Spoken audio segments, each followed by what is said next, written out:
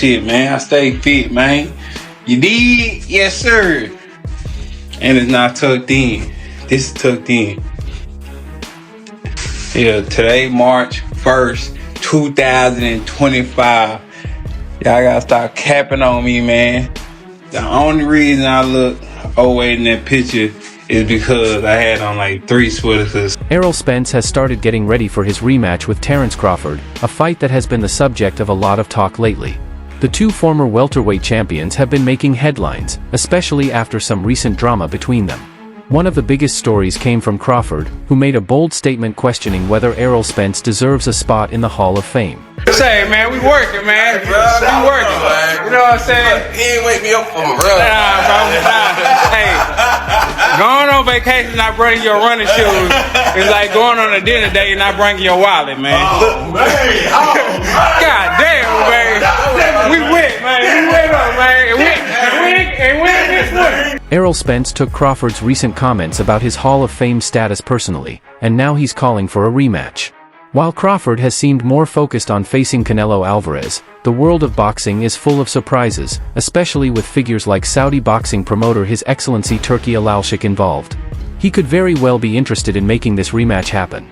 In fact, there have been rumors that the fight might even be set as a co-main event for the Canelo Alvarez vs. William Skullcard match. Although nothing is confirmed yet, the rivalry between Spence and Crawford has reignited after their last fight, which ended in one of the most one-sided bouts in recent boxing history.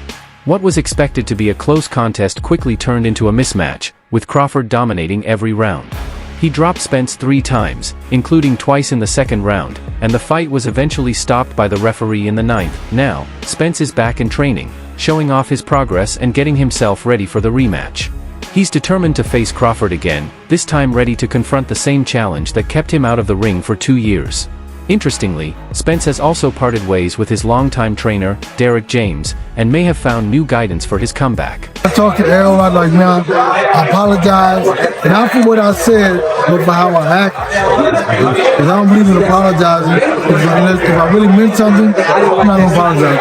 And no, man, don't worry about that. He said because 2 days before the fight, tempers rise, everybody's, sitting more. So yeah, this is what it is. When you hear people talk about you, and then when you fun, I don't know anything about it. I don't know anything about it. I don't know nothing. Not even a hint of maybe going to the rematch of 154. Oh, I mean that part. I mean, I'm sure they already signed that or whatever. But I don't know anything about that either. Mm-hmm. But I just know what they talk about. You'll see him. He won't be. From the start, Derrick James and Errol Spence were a team that couldn't be broken. James, the former trainer of the year, had Spence's full trust. Together, they dominated the 147-pound division, coming close to becoming the undisputed champion. But their journey hit a major roadblock with Spence's heavy loss to Terence Crawford in July 2023, a defeat that turned out to be much more than just a minor setback. After the fight, James filed a lawsuit against Spence, claiming unpaid wages of over $5 million. While the legal battle continues, Spence is now on the lookout for a new trainer. One name that's come up in recent discussions is Philadelphia-based trainer, Edwards. Spence and Edwards were recently seen together, sparking speculation about a possible new partnership. However, Edwards has been careful not to let fans or the media jump to conclusions, though he's open to the idea of working with Spence in the future. Yeah, man. Yeah, I'm definitely gonna get in this year, probably October, November. Yeah, you gotta wait to hear from me. I'm looking for I'm looking for a coach right now. So I'm gonna hand you like people, and so he said what he said or whatever, but and then even afterwards he said really I'm just like I shouldn't have. Nothing has been finalized yet, Edwards clarified to Mill City Boxing. He explained that he and Spence are just friends who happen to work out together in Philadelphia for a few days. Edwards emphasized that Spence hasn't told him who he's choosing as his new trainer, but he's open to the idea. "I'm not saying I wouldn't train him, but he hasn't made a decision yet," Edwards said. Edwards has spent years building a strong roster of fighters, including Caleb Plant, Julian Williams, and Keone Davis. From a distance, he's always respected Spence's skills and is curious to see how he'll adjust to the 154-pound weight class. If Spence does decide to work with him, Edwards said it would be an honor.as for Spence's training. Edwards believes there's not much to fix in terms of his skills. If they teamed up, the focus wouldn't be on improving techniques, but rather on strengthening Spence's mindset and mental approach to the fight game. So yeah, I got a few names in the hat. You know, I'm out, you know, working with people and trying to see who I mess with. And I have some news real soon. I try to stay low as possible. Drained, you won't be so depleted or whatever. I mean, you'll see, you know, that wasn't the issue. You know what I'm saying? Crawford fought a good fight. He had a great game plan, right? And so, give it to him by his coach. So it's not like, I mean, you know, he was the better guy that day. Edwards believes there are small adjustments he could make to improve Spence's game, but he recognizes that Spence is already an exceptional fighter. The biggest thing Edwards feels he could offer is boosting Spence's self-confidence. While training Spence would bring extra attention and a nice financial boost for Edwards, he insists it's not about that. Having known Spence for years, Edwards says there are no selfish motives in the mix. If Spence chooses someone else, I'll still support him, Edwards said. He's my guy, and I wish him nothing but the best. I'm not going to be upset if he picks another trainer. Edwards recently shared his thoughts on the whole Crawford versus Spence situation, offering some interesting and insightful observations about the rivalry. I can retire right now and be in the Hall of Fame. He couldn't. You know, like everything that I've accomplished, he's still trying to accomplish. You know. Do you not think Spence will be in the Hall of Fame? Right now? No, how? Yeah, he's right, dude. He's right. How? You know, he fought in one division. You know, never unified the belts. He unified. The conversation took a sharp turn when a reporter pressed Edwards with a strong question, referencing Terence Crawford's recent comments. Crawford has shared some bold opinions lately, the reporter began. I know you've been a big supporter of Crawford, calling him a great fighter and a Hall of Famer. I have a different view. You think Crawford is #1 pound for pound, but I believe he needs to prove more. I rank him in the top 5, largely due to his weak resume. The reporter continued, Crawford also recently stated that he doesn't think Errol Spence belongs in the Hall of Fame. Since Spence is Crawford's biggest win, if Spence isn't a Hall of Famer, that only proves my point and weakens your argument. Thanks, Bud, for settling that debate. Then, the reporter shifted focus to another statement from Crawford. Crawford also said that Manny Pacquiao might have used performance-enhancing drugs, pointing out that Pacquiao stopped knocking out opponents once Floyd Mayweather pushed for drug testing. But what Crawford didn't mention is Floyd's own shady past. He used USADA, not VEDA, which allows fighters to seal their test results. A clean fighter would never allow their results to be sealed.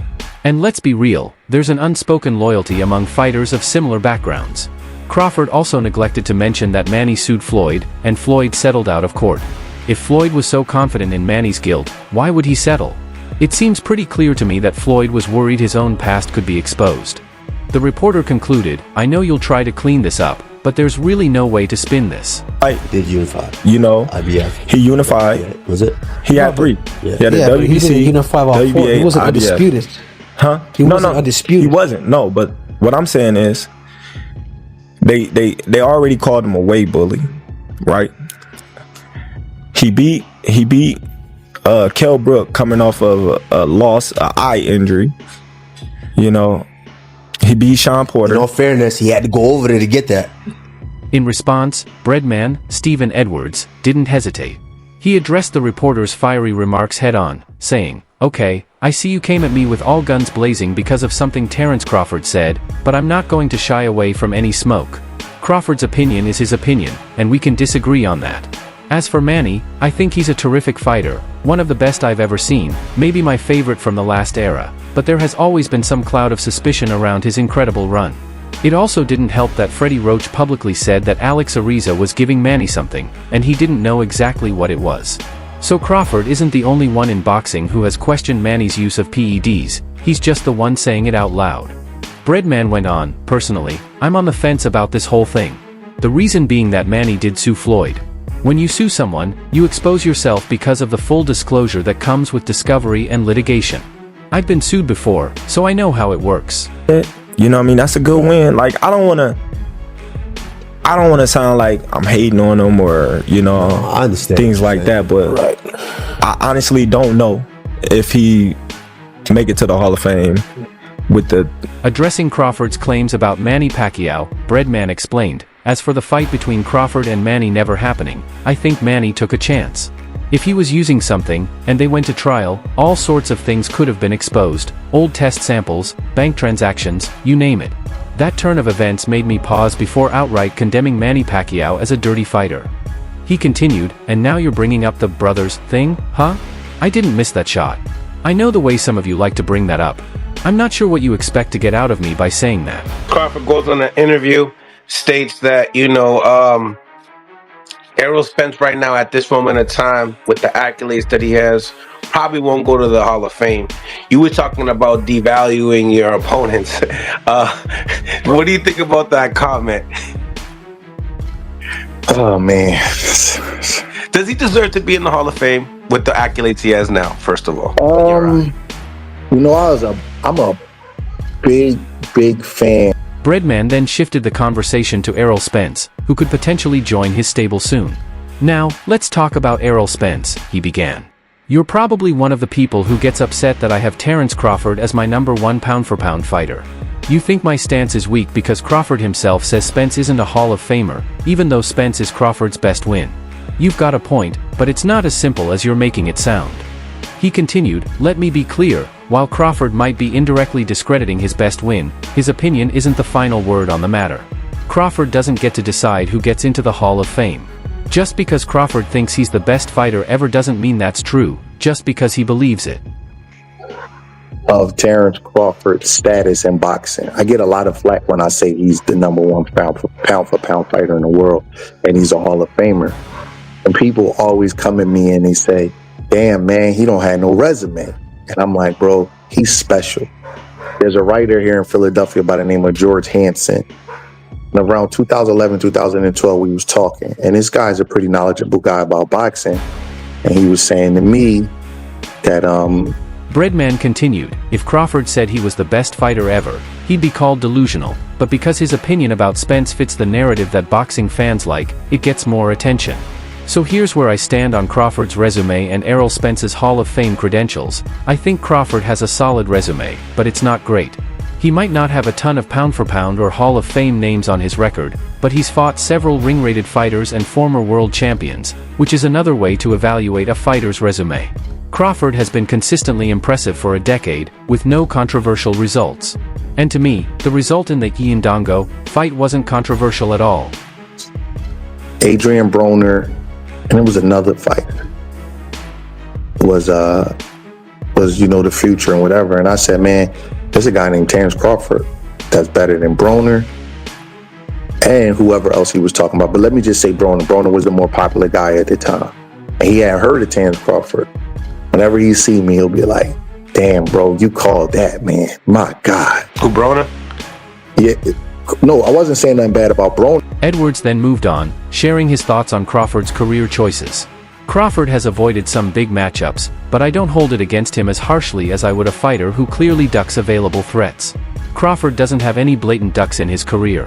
Some people might say he avoided Boots Ennis or Virgil Ortiz, but I don't think it's fair to call it a duck just yet. He continued, addressing the missed Crawford vs. Pacquiao fight. Crawford never fought Manny Pacquiao when they were both at top rank, and Manny was the A-side. I can't blame Crawford for that. Crawford also didn't fight Danny Garcia or Keith Thurman, who were with PBC. But he did face Sean Porter and Errol Spence, and I don't blame him for that. The PBC welterweights fought each other first and then let Crawford in. Top Rank did the same thing years ago when fighters like Tim Bradley, Manny Pacquiao, Juan Manuel Marquez, Brandon Rios, and Mike Alvarado all had their own series of matchups. That's just the business side of boxing, and I can't hold that against Crawford. Edwards wrapped up, saying, but again, I'm also not going to give him credit for fights he didn't make. I was just saying, it's another guy at those weights that's actually better than him. It's going to be way better than him. Watch and see. And it was Terence Crawford.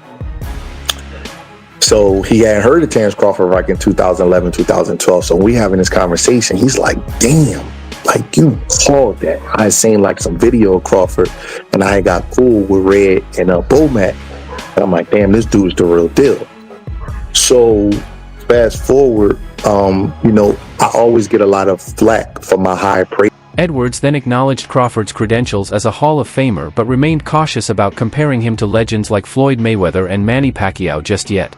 Crawford definitely has the credentials to be a Hall of Famer. He stopped both Spence and Porter, and in my opinion, Spence was the best welterweight from that specific PBC group. Crawford is a legit great fighter and, without a doubt, a first-ballot Hall of Famer. He's won titles from 135 to 154, unified 2 divisions, became a ring champion in 3, and remains undefeated in title fights. His claim to the Hall of Fame is clear. However, he added, but as for placing him above guys like Sugar Ray Leonard or Floyd Mayweather, I'm not there yet. His career is still ongoing, so let's see where his next few fights take him. Moving on to Spence, Edwards took a more analytical approach. As for Spence, I think he's had an excellent career. But the big question is he a Hall of Famer? Let's break it down. Let's look at the top welterweights since 1980, see who made the Hall of Fame, who didn't, and how they match up with Spence. Of Crawford's ability as a fighter. So, you're right. I can't even deny it. Crawford did devalue his best win by saying Errol Spence is not a Hall of Famer. I'm not going to say I wish he didn't say it, because he could say whatever he wants and that's his opinion. But it is kind of weird that I've always thought Crawford was a great fighter. I've always thought he was a Hall of Famer for the last few years. And obviously Errol Spence is his best win. And for him to come out and say that his best win is not a Hall of Fame. Edwards then dove into a detailed comparison of top welterweights since 1980, breaking down who made the Hall of Fame and who hasn't. He listed the following Hall of Famers: Carlos Palomino, Pepino Cuevas, Roberto Duran, Wilfred Benitez, Sugar Ray Leonard, Tommy Hearns, Donald Curry, Buddy McGirt, Pernell Whitaker, Felix Trinidad, Oscar de la Hoya, Shane Mosley, Tim Bradley, Floyd Mayweather, Miguel Cotto, and Manny Pacquiao. On the other hand, he pointed out that fighters like Marlon Starling, Vernon Forrest, Ike Carty, Meldrick Taylor, Zab Judah, and Simon Brown have not made it yet. With these comparisons in mind, Edwards stated that based on his analysis, Spence would not look out of place in the Hall of Fame. Obviously, guys like Leonard, Duran, Hearns, Mayweather, Trinidad, de la Hoya, Whitaker, and Pacquiao are in a special tier, he said. The next tier includes Cotto, Benitez, and Mosley. Then you have fighters like Curry, Cuevas, Bradley, and Palomino. In Edwards' humble opinion, he believes Spence is better than Cuevas and Palomino, and he's very close to being on par with Curry, Bradley, and Mosley. All of the people that give me shit about his resume, they I have friends call me up like, see, I told you overrating him. Even he say Earl is not that. And I'm like, damn, I guess I gotta keep my mouth shut, because if he say it, he is devaluing his best win. Listen, Terence Crawford is a smart guy. He's very successful. He made a lot of money. And he don't have to agree with me, but I just think that fighters should not put down their opponents, because when he... Edwards continued with his assessment of Spence's Hall of Fame credentials. It's tough to assess guys like Benitez and Cotto because they accomplished more in other weight divisions, while Errol has spent his entire career as a welterweight, he explained. I also believe Spence achieved more than Vernon Forrest, who has a thin resume outside of his win over Shane Mosley. And let's not forget that Shawn Porter is on the Hall of Fame ballot, and Errol beat him head-to-head. As he processed the details, Edwards was careful to be forensic and objective. Errol was champion for 6 years, and during that time, he reached what I believe was number 4 on the pound-for-pound list. He unified 3 belts, scoring big wins over Kell Brook, Shawn Porter, Danny Garcia, and Mikey Garcia. Based on all that, I think Errol has a legitimate claim to the Hall of Fame. He may not be a first-ballot inductee, but his case is strong and reasonable when you look at the full picture. To round off his thoughts, Edwards acknowledged the natural factors that could influence Spence's Hall of Fame bid. There are a lot of factors that can affect a fighter's Hall of Fame journey, but when you take everything into account, I think Errol's claim is solid. It lessens the accomplishment. But if that's how you feel, that's how you feel. Personally, I don't want to crown myself a historian, but I know a lot about the history of boxing. Errol Spence has a very, very reasonable chance to get into the Hall of Fame. He unified 3 belts. He was champion for 6 years. He made it to top 4 or 5 pound for pound, which is an accomplishment. He has some very good wins. Edwards pointed out the factors that both help and hinder Errol Spence's Hall of Fame bid. What works for Errol is that he unified 3 belts, had a lofty pound-for-pound ranking, and scored significant wins over Shawn Porter, Kell Brook, and both Garcias. Additionally, Shawn Porter's nomination for the Hall of Fame helped Spence's case because Errol defeated him head-to-head. Tim Bradley's induction into the Hall also works in Spence's favor, as he is comparable to Bradley in terms of ability and accomplishments. He continued, and last but not least, Terence Crawford plays a role in this. If Crawford continues to rack up great wins, and if Spence's only loss is to Crawford, that's a significant factor. It would put Spence's career in a different light and further solidify his standing. So, while there are several positives working in Spence's favor, Edwards acknowledged that there are also challenges. But overall, he remains confident that Spence's claim to the Hall of Fame is a legitimate one. Over Kell Brook, Mikey Garcia, Danny Garcia, and Shawn Porter. He's an Olympian, and he only lost to one fighter, which was a great fighter. I don't know if he's a first ballot Hall of Famer, like as soon as he gets on the ballot, like the Mayweather, Pacquiao, those kind of guys. But he has a reasonable shot to get in. If you look at the best welterweights over the last 40 years, he's somewhere. Edwards then pointed out some of the factors that could work against Spence's Hall of Fame bid. What works against Errol is how decisively he lost to Crawford. That loss, especially in the manner it happened, could raise doubts. Another issue is that fighters like Ike Carty, Marlon Starling, and Simon Brown aren't in the Hall yet. Some media members who vote may see these fighters as being on the same level as Spence. If they're not in, they might argue that Spence shouldn't be in either. After analyzing everything, Edwards concluded, overall, I think Errol has a good chance to be inducted once he's eligible. His body of work is strong, and as time passes, that loss to Crawford might carry less weight. He wrapped up the segment, that's all for now. For the best updates on news, moments, events, and actions in the world of boxing, stay connected with us by subscribing to our YouTube channel. Don't forget to turn on notifications to get alerted when we drop quality content like this. Until next time, peace.